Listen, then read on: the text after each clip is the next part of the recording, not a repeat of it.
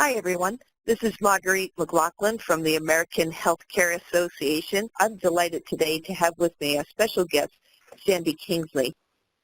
Hi, Margie.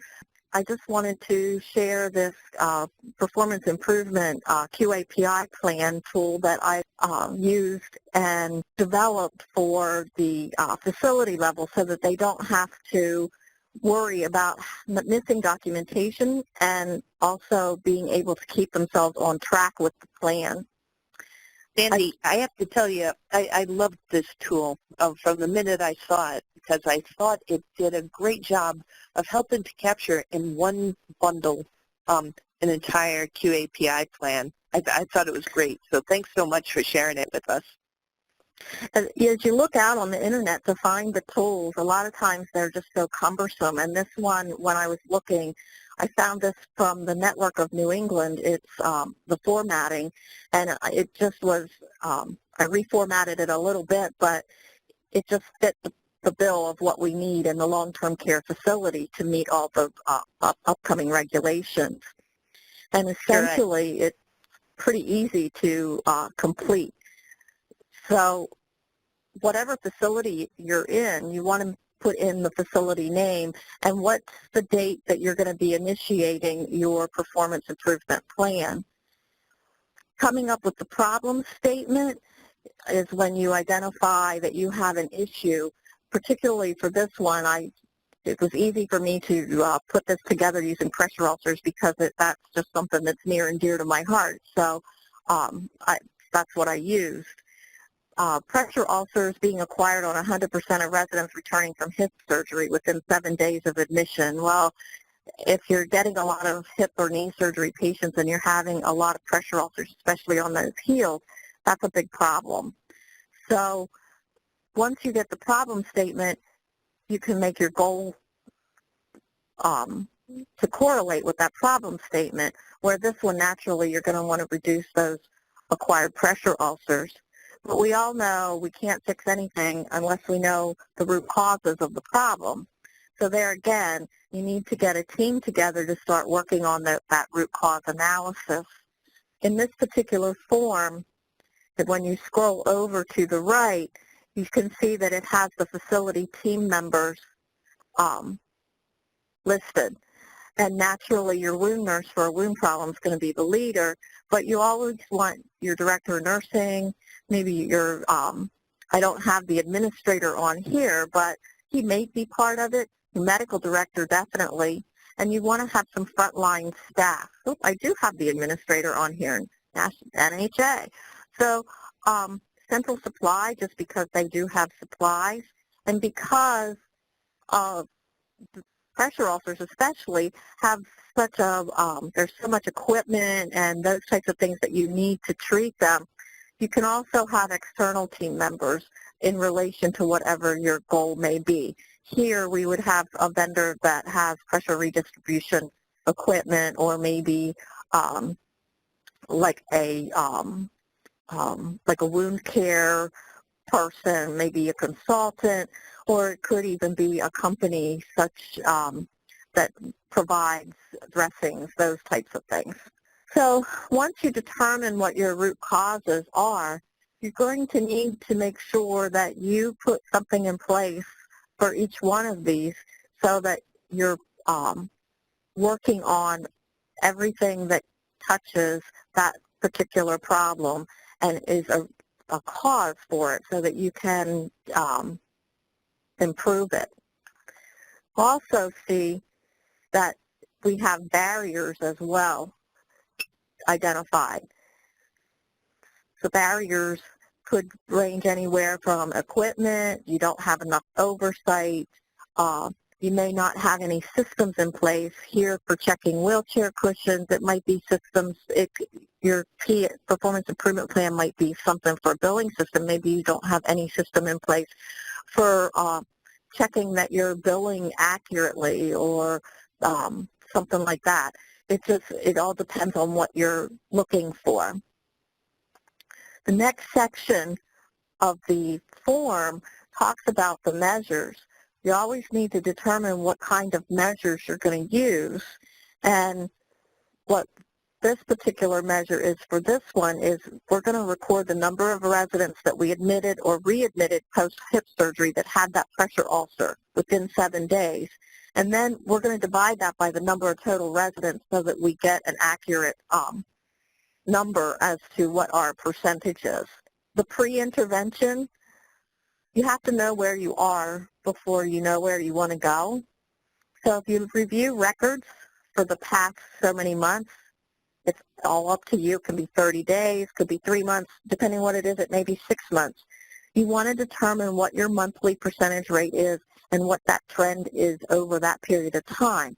If the trend's going in the right direction, maybe you just need to tighten up what your existing systems are.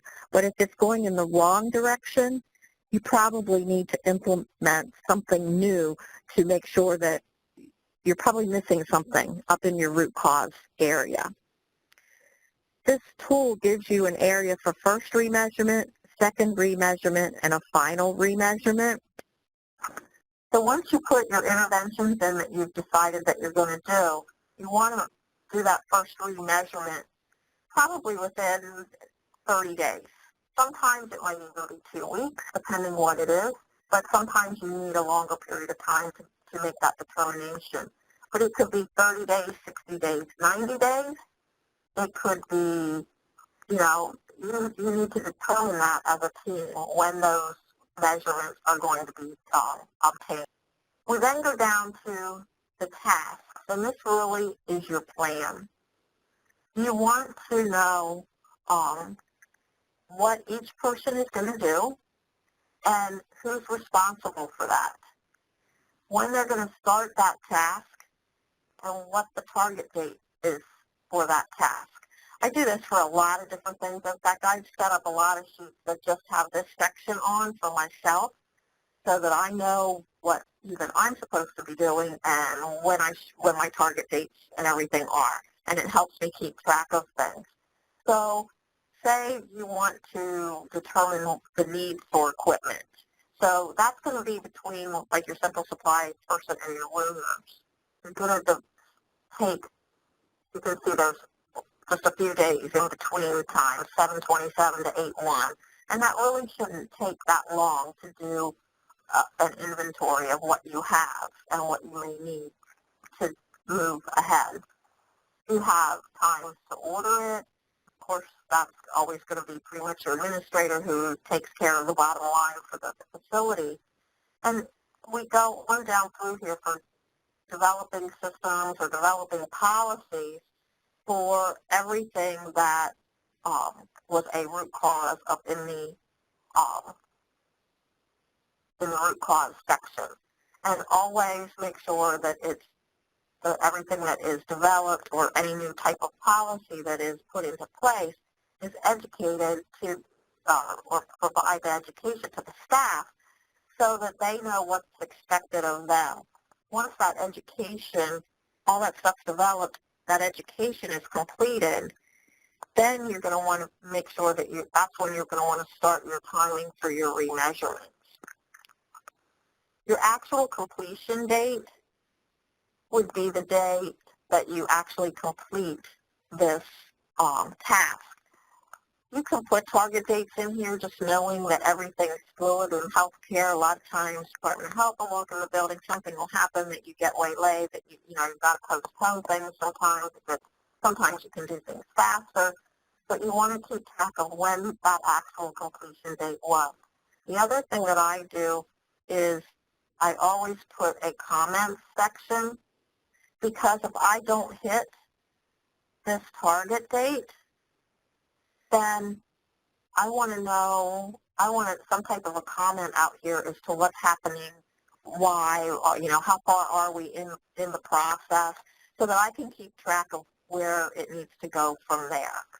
That is pretty much it for that particular form.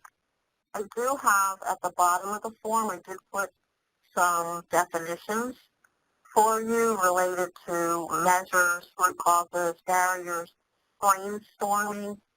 That's really going to be important when you want those ideas and not only to determine what your root cause is, but to also determine what can be done or what might be a good idea to do to improve the process. And then flow charting and run charts. Now, this form is actually an Excel spreadsheet, and it has 3 tabs at the bottom. You can see the one is the plan, the second one is a sample flow chart, and the third one is a sample run and control chart. So if you just click on the next one,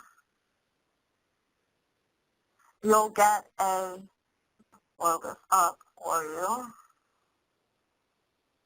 you'll get a sample flow chart. And this particular flow chart goes along with that QAPI plan.